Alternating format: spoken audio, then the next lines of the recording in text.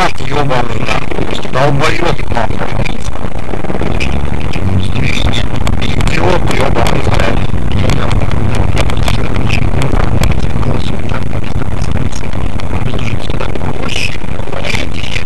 Посмотри на хуйло с дипломатическими номерами, блядь.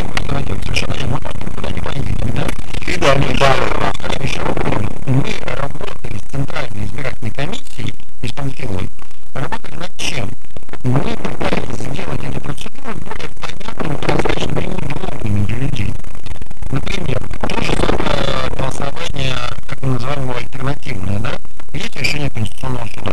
Конституционный суд говорит, мы обязаны предусмотреть такого рода механизмы альтернативного голосования. Если метод отвратительный, то да, есть процедура, которую законодатель обязан подготовить и разработать для того, чтобы каждый человек, без его не появится, мог проголосовать.